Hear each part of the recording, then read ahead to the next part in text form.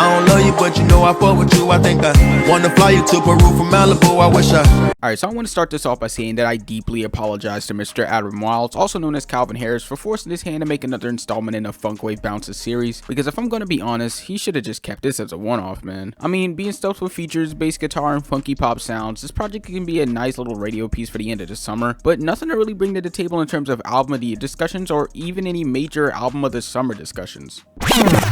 Now, before people piss themselves in rage and rapidly type in their keyboards about how stupid I am, just hear me out. I'm not saying that it's bad, it's just like, there's not really much shit that holds the same weight as the first Funk Wav Bounces did in terms of wow factor and overall appeal. If anything, it seems a bit more on the safe side, seeming like a lot more radio friendly and easier appeal for anyone to get into, which once again isn't necessarily a bad thing, but at the same time I feel like it can limit the musical creativity that could have been on this album, especially with all the different features that were there as well. And even then, looking at all the features, I feel like they just weren't anything too crazy either. I mean, don't get me wrong, the collaborations were interesting to hear, such as Stefflon Don, Chloe, and Coi Leray on the track Woman of the Year, which was a pretty alright track. I did like the catchy chorus and a verse from Coi Leray, but then you got tracks like Day One with Pusha T and New Money with 21 Savage that feel so bland and uninspired, like they just don't really bring anything to this project that really makes you go, wow, this is going into the playlist or anything. I suppose the one consistent thing throughout this project though would have to be the production, which I'm not even surprised because Calvin Harris is a DJ and a music producer, so of course he's gonna have at least that part pretty down packed. And I mean, just looking at the production, it does mainly stick under the theme of funk, but to some extent,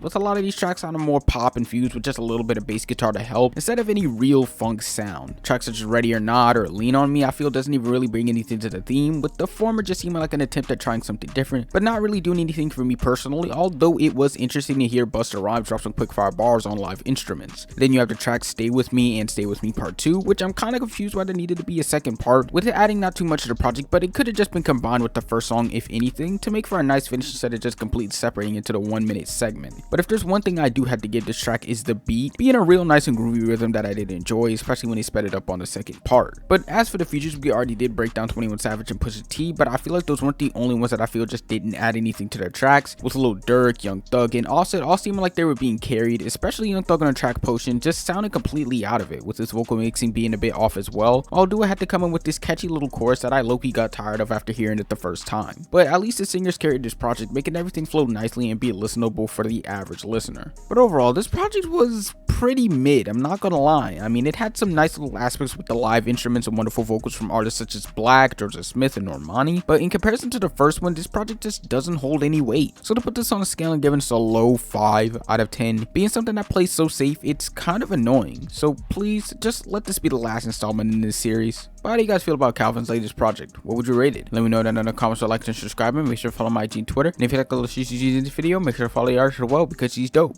On that note, I'll see you on Monday when I make Funk Wav Bounces Volume 3. Peace.